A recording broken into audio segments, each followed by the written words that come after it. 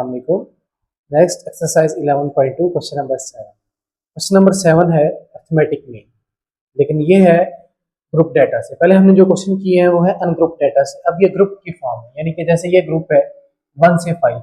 Let's suppose कर लें कि ये लेट्स सपोज कोई टेस्ट हुआ है 45 मार्क्स का या 50 मार्क्स का, उसमें से 1 से 5 के दरमियान जितने बच्चों ने नंबर लिए हैं वो समझे 7 थे, तो ये ग्रुप बन गया है। 6 से 10 अगर जिन बच्चों ने नंबर लिए वो 10 थे। ये उसकी फ्रिक्वेंसी के उसके उस ग्रुप में उस क्लास में कितने बच्चे जो है वो आ रहे हैं।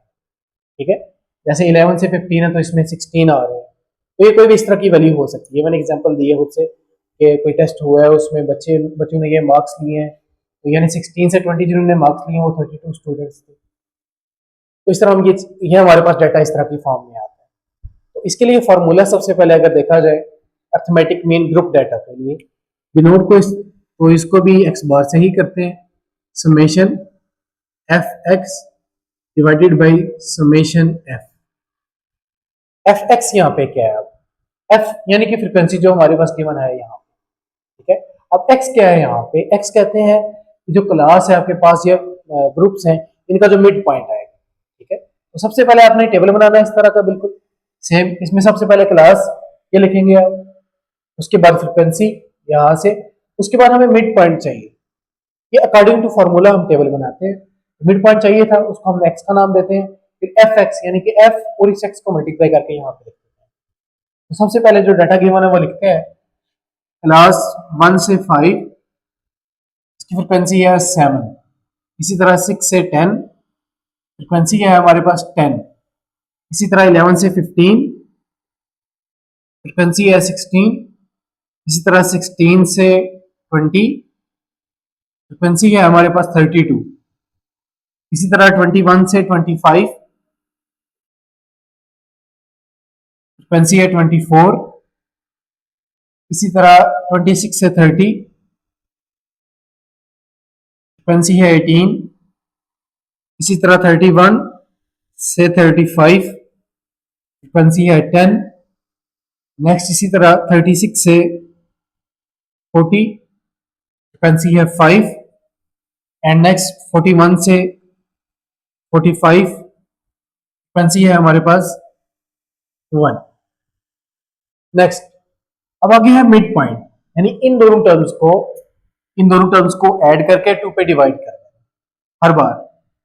अब करना कैसे डिवीजन? ये अक्सर कैलकुलेटर पे आप गलती करते हैं कि आप लिखते हैं इस तरह 1 + 5 डिवाइडेड बाई, तो ये गलत मेथड है। तो बोर्ड बेस हमने रूल लगाना होता है। तो आपने क्या करना है, कैलकुलेटर पे अगर करना है तो पहले इन दोनों को ऐड करना है, इक्वल का बटन दबाना है, तो आंसर आ जाएगा 6। उसको फिर डिवाइड करना है 2 से, इस तरह। ठीक है, ये याद रखना, ये अक्सर गलती होती है। 1 + 5 आ जाएगा 6, 6 डिवाइडेड बाई 2, आंसर आ जाएगा 3। अब 3 को 7 से मल्टीप्लाई करें, आंसर क्या आ जाएगा हमारे पास? 21। एफ एक्स यानी कि एफ और एक्स को मल्टीप्लाई करके 20 बना। इसी तरह नेक्स्ट 6 + 10 याद आएगा 16। 16 को 2 पे डिवाइड करें तो आंसर क्या आ जाता है? 8। अब 8 और 10 को क्या कर देंगे हम? मल्टीप्लाई कर देंगे, आंसर आ जाएगा 8 × 10 = 80। ठीक है, नेक्स्ट, अब यहां से 11 और 15 इनका मिड पॉइंट क्या आ जाएगा? 13, यानी 11 + 15 ये आ जाएगा 26। 26 को 2 पे डिवाइड करें तो आंसर क्या आ जाएगा? 13। अब 13 को हमने किसके साथ मल्टीप्लाई करना है? 16 के साथ, तो आंसर आ जाएगा 208। ठीक है, नेक्स्ट, अब 16 से 20, तो 16 + 20 करेंगे 36 आ जाएगा। 36 का हाफ करेंगे यानी 2 पे डिवाइड करेंगे तो आंसर क्या आ जाएगा? 18। 18 को मल्टीप्लाई कर लेंगे 32 के साथ, ठीक है, आंसर आ जाएगा 576। ओके, नेक्स्ट 21 से 25, 21 से 25 अगर देखें, इन दोनों को ऐड करें, हमारे पास आंसर क्या बन जाता है? 20 और ये 46 बन जाएगा। 46 का हाफ करें तो क्या आंसर आ जाएगा? 23। अब 23 को हमने किसके साथ मल्टीप्लाई करना है? 24 के साथ, आंसर हमारे पास आ जाएगा 552। ठीक है, नेक्स्ट 26 और 30 का याद आएगा मिड पॉइंट 28। अब 28 को हमने मल्टीप्लाई करना है 18 के साथ, ठीक है, तो आंसर आ जाएगा 504।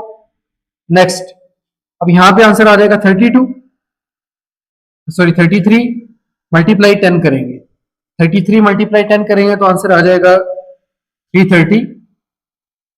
इसी तरह यहां पे जो हमारे पास मिड पॉइंट आएगा वो आ जाएगा 38।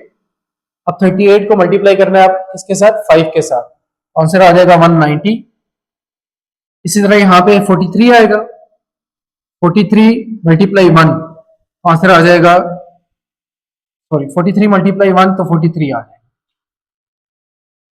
अब हमें चाहिए समेशन एफ एक्स और समेशन एफ की वैल्यू।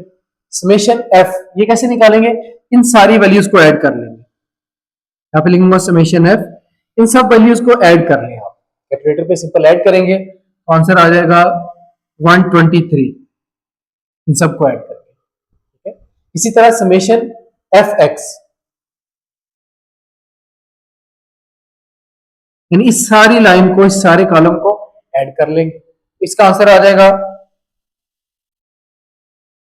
2504। अब फॉर्मूले में वैल्यू पुट कर दें जस्ट, ठीक है, ये तो रफ काम है।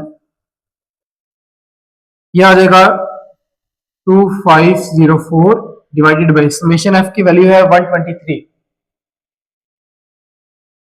इसको पुट कर दें इसमें, अब डिवाइड करने कैलकुलेटर पे तो आंसर आ जाएगा 20.36, तो ये इसका अर्थमेटिक मीन है।